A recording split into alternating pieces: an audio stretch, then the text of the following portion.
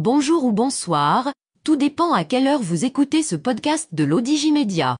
Notre chroniqueur de l'ODJ, Ahmed Nagy, partage son avis et ses réflexions dans un article qu'il a intitulé « L'Arachide Oil & Co. casse les prix à la pompe ». Alors écoutons-le dans ce podcast.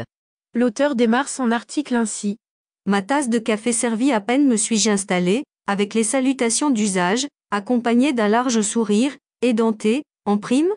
Quand Rachid, le serveur, se montre aussi avenant et courtois, c'est que lui trotte encore à l'esprit l'une de ces idées saugrenues dont il a le secret.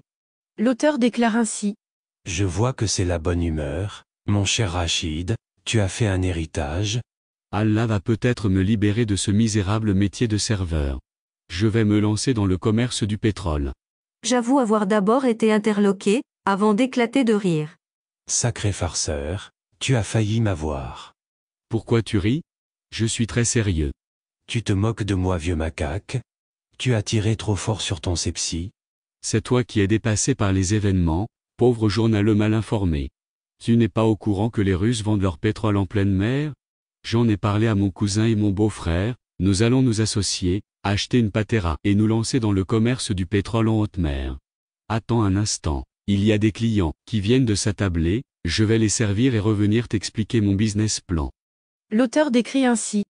Je vois Rachid s'éloigner, ne sachant s'il fallait lui faire boire une tasse de café pour le dessous l'air ou contacter sa famille pour un éventuel internement psychiatrique.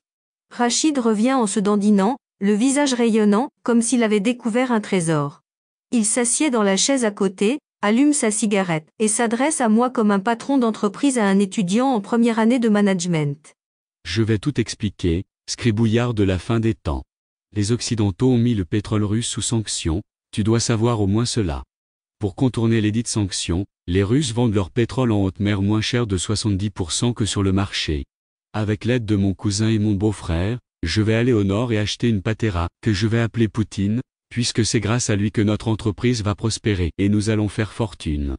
Je vais prendre la mer, aller à la rencontre des pétroliers russes, au large de Gibraltar, transborder l'équivalent de quelques barils de pétrole et rentrer les revendre au pays. Un pétrole coûtant 70% moins cher que sur le marché, tu t'imagines la belle opportunité. Mais je ne suis pas vorace, je vais vendre au rabais par rapport au marché à mes chers compatriotes. L'Arachide Oil & Co. sera une entreprise citoyenne. L'auteur précise ainsi. J'écoute Rachid halluciné à haute voix et je me demande s'il n'est pas temps de payer ma consommation et de prendre mes jambes à mon cou. Je trouve, toutefois, plus amusant de me prêter au jeu. Et où est-ce que tu vas le raffinaire, ton pétrole? Idiot, tu crois que je vais acheter du brut? Quand je parle de pétrole, c'est juste pas abus de langage. Les Russes vendent tous les dérivés de leur pétrole. Moi, je vais seulement leur acheter du diesel. La plupart des marchands de légumes du marché ont déjà passé commande. Ils m'ont promis de me faire aussi de bons prix quand je vais faire mes courses. Ce dont tu parles s'appelle de la contrebande, le sais-tu? Outré, Rachid se tourne vers moi et me lance un regard glacial.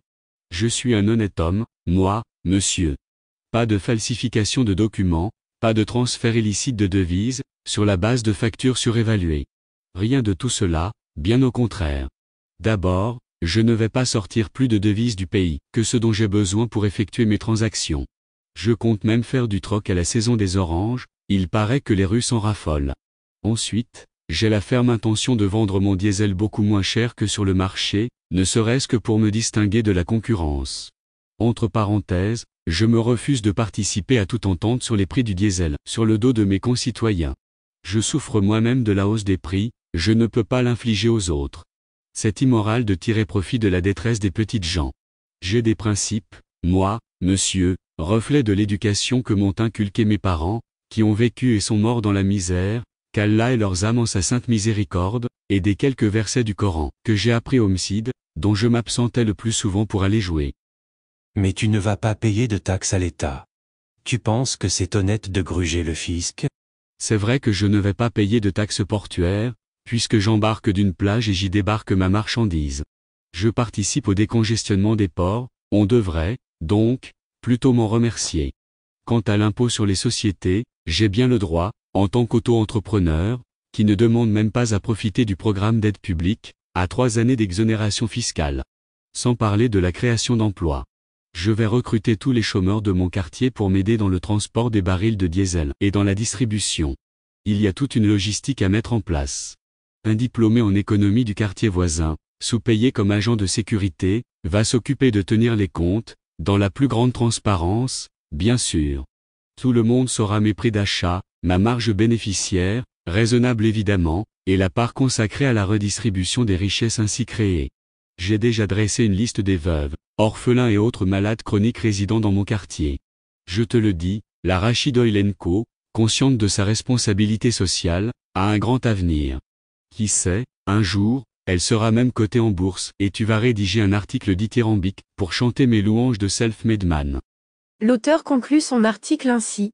Je me lève doucement de table et je m'éclipse le plus discrètement possible, en me promettant de dénoncer le dealer de cannabis, auprès duquel Rachid s'approvisionne, à la police. Il doit sûrement couper son poison avec des barbituriques. Où est-ce que tu vas comme ça? Tu n'as pas payé ta tasse de café. Qu'est-ce que le prix d'une tasse de café pour le nouveau Rockefeller? Rédigé par Ahmed Nagy et lu par l'intelligence artificielle de l'Odigimédia. Merci d'avoir écouté ce podcast de l'Odigimédia, ce bouquet de supports numériques, portail, magazine mensuel connecté, web radio et web TV. N'oubliez pas de télécharger notre application l'Odigi mobile sur Play Store et de vous abonner à notre chaîne YouTube l'Odigi TV. Vous pouvez, aussi, nous suivre sur nos réseaux sociaux, Instagram, Facebook, TikTok, LinkedIn et Twitter. Ou encore, vous inscrire sur notre newsletter quotidienne à partir du portail lodigi.ma.